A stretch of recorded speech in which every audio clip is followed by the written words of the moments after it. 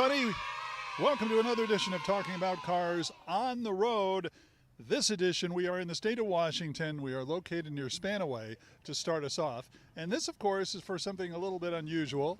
We are located right now at the LeMay Family Collection here, the Marymount site, where they have a lot of really cool cars, but we're not necessarily here for the cars. This time, it is all because of a motorcycle event.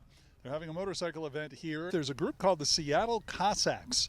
They are a drill team motorcycle group, and we're going to talk a little bit about what they do, and you're going to see some of their routines. We're going to have an opportunity to see motorcycle soccer. That's right, motorcycle soccer. Now you may think, okay, that's a sport that isn't really a sport. It's kind of something that some people do, some people don't. Here in the U.S., it's not much of a big sport, but believe it or not, here up in the Pacific Northwest, motorcycle soccer has been around for 100 years. That's right, they're celebrating a century of motorcycle soccer here in Washington.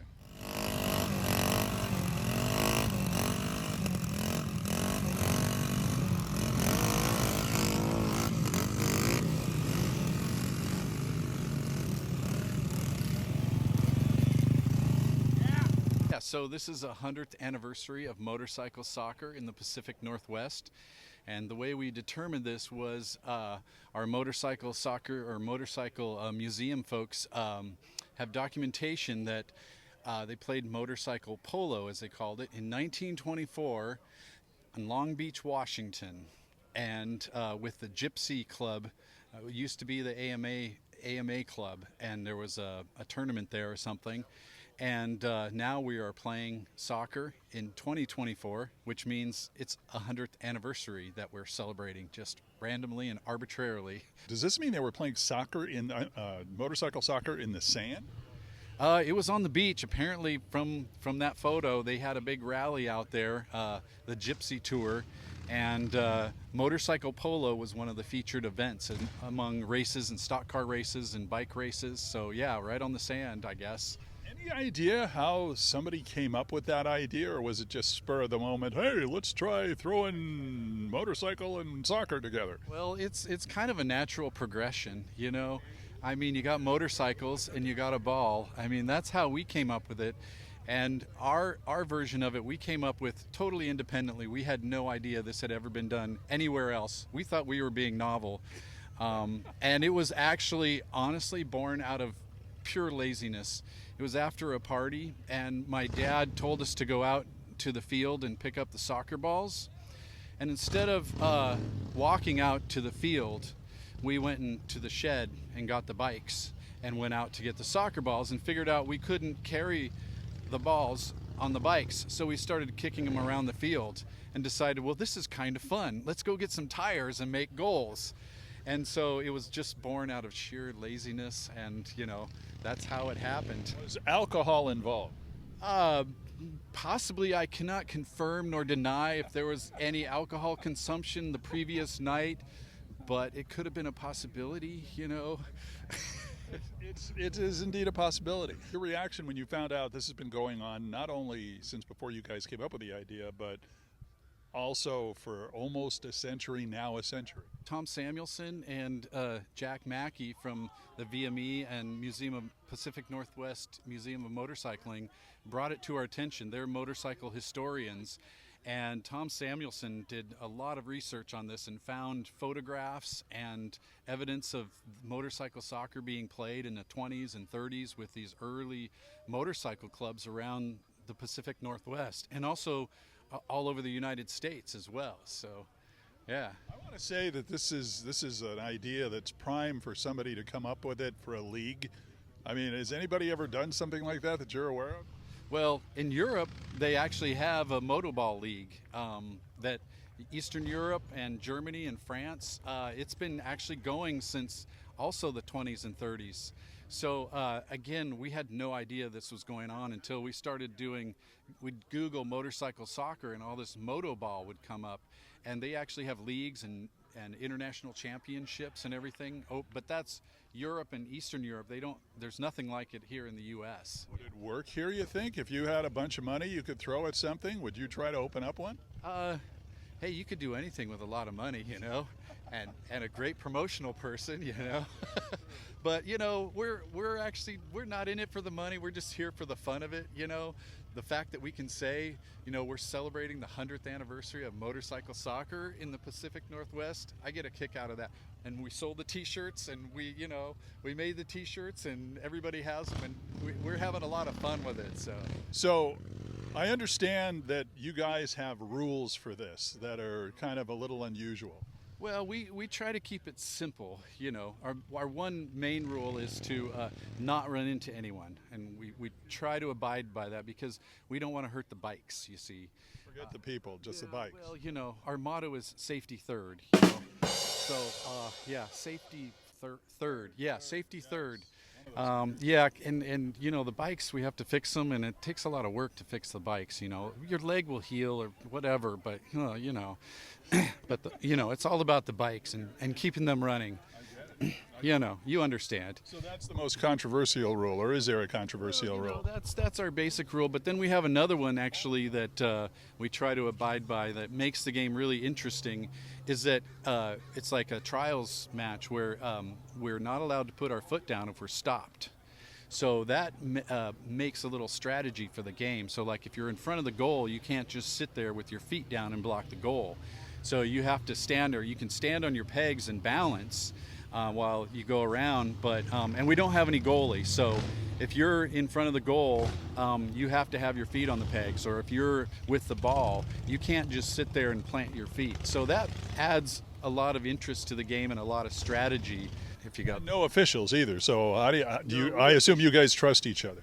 No, we don't trust each other, not at all. Yeah, are you kidding?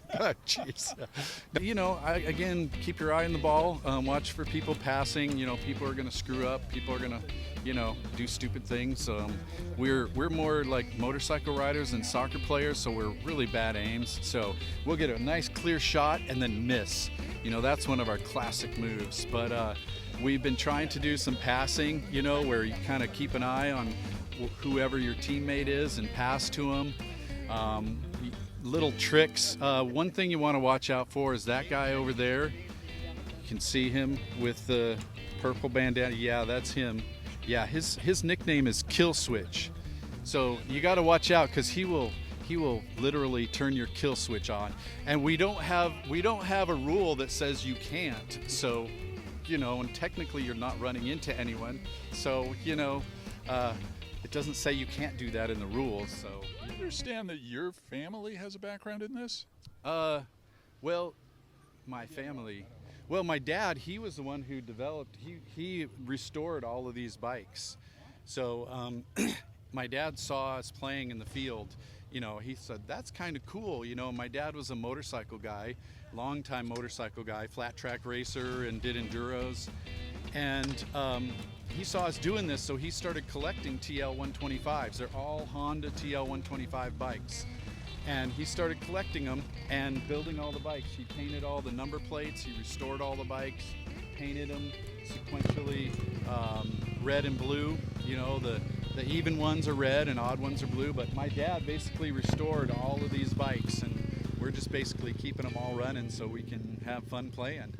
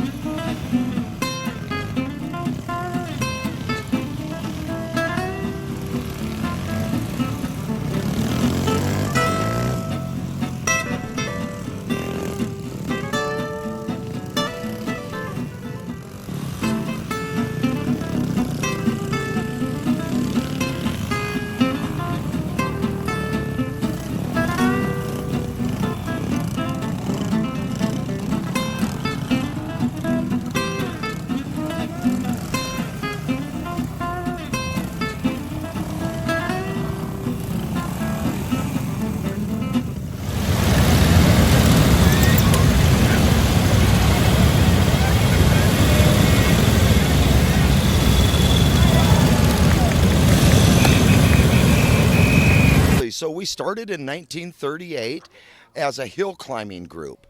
And in between the times of hill climbing, we would go down and start doing small performances for everybody who was watching the hill climbs, and it turned into this. So we've been in the AMA since 1938. We disbanded for a few years during the war years and then got back together. Today we're at about 140 members, which most have either retired or passed.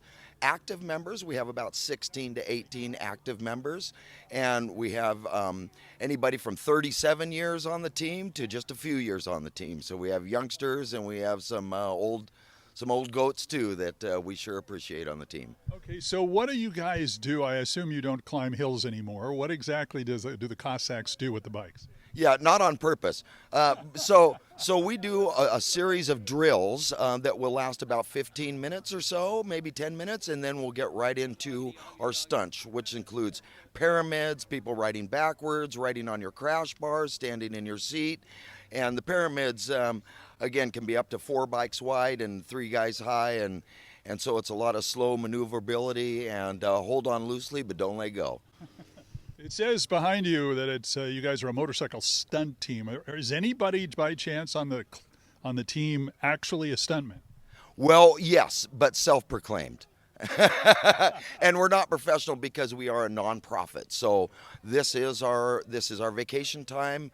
We don't get paid for any of this. You have to own and maintain your own motorcycle for a year. After 1 year of riding with us, every active member has to say, yes, we want you on the team. So money doesn't get you on the team. You got to be a little bit of a showman, you got to be a good motorcyclist, and you also just have to be a good-hearted person. Okay, so right now we have about 17 to 18 bikes. Some of the guys do have 1 or 2 bikes. I do have some vintage bikes at home too, as well, of the same era. All of our bikes are 30s and 40s, tank shift, foot clutch Harley-Davidsons. We can't customize anything except for the shift handle, which is on the tank, of course, and so that is basically the only thing that we customize. And of course, the paint job obviously has to match because you guys are going as a group. Absolutely, that is correct, and we all are in uniform, so it does have quite a carnivalistic look when we pull up. At the same time, a professional stunt team, if you can combine those two together. Tell me a little bit, because you guys have been around so long, talk about some of the places you have performed that were just really blew your mind. Oh, absolutely. We do Sturgis and we go to Canada. We've done all kinds of stuff in California. We'd love to go down to Glendale, California again this year for the Love Ride. We're hoping that might happen. But some of the most important are the children's hospitals, where we go and we perform for all the children that are basically on very hard times with the family too as well, and we just try to put smiles on their faces, but those are the ones that are golden to me. Obviously, any performance, you guys have to practice. How much practice goes into a performance till your guys are really proficient at the stunt? So we usually start in April and we'll work all the way through May, and at that time we really try to ace our skills and what we're going to do through the year to make sure that we're doing it and everybody's in the right position. But we're all a really good group, so if somebody's a little bit out, we're not hurting anybody's feelings, but catch it up, or slow it down or any of that stuff. We're all about just trying to make each other better motorcyclists. It's kind of like the Seahawks. I mean, they've got a preseason, and you guys, and so do the Mariners. And so you started this April to start practicing for this season. Is that correct? That's correct. You bet. Yeah. So we start in April, and yeah, you could say something like the Seahawks. We don't have the Seagals, but we do have our Cossack wives, which is a huge part of this.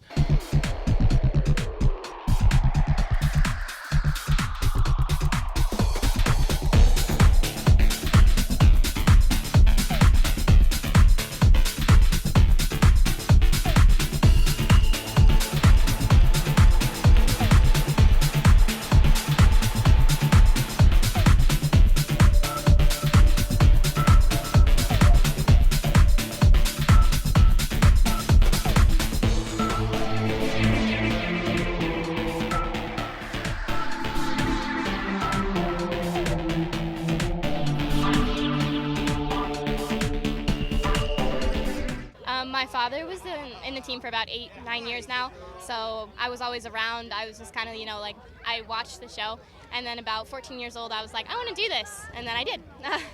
Were you a gymnast at the time? Did you have any of that background? I'm a cheerleader. Yeah. Yeah. So you don't mind leaning back and doing all that stuff. In other words, you're pretty flexible. Yeah, when I first started, it was really scary and nervous, but like now I love doing it. It's just natural for me. Well, did your dad approach you, or did you approach him? I approached him and the whole team. Yeah, all on my own.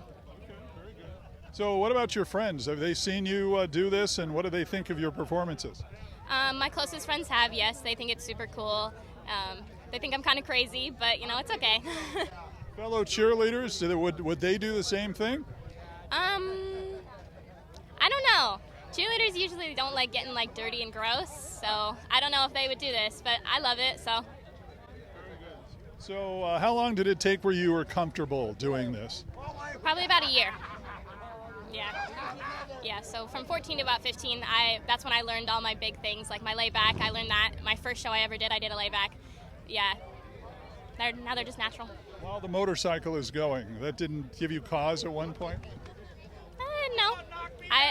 I've been around motorcycles my whole life, so.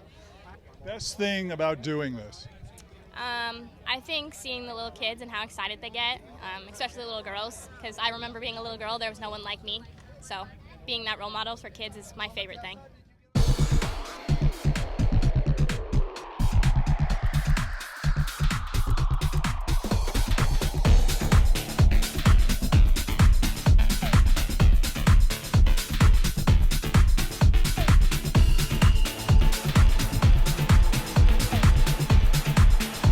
Okay, Randy, you're going to be just opposite with your head down here, about lined up with Nate's, and your feet down there, and suck in close as you can to that pretty lady right there. Thanks, RD. Your head right by your feet. Come on. Yep. Head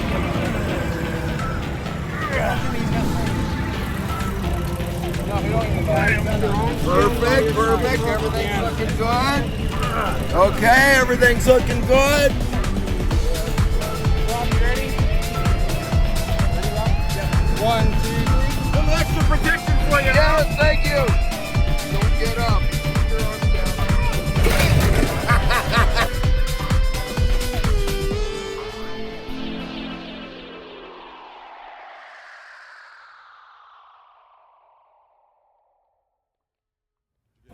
And that'll do it for this edition of the Talking About Cars podcast on the road at the Spanaway location in Washington at the LeMay Family Collection for a big motorcycle event. We'll see you next time on the next Talking About Cars podcast. So long, everybody.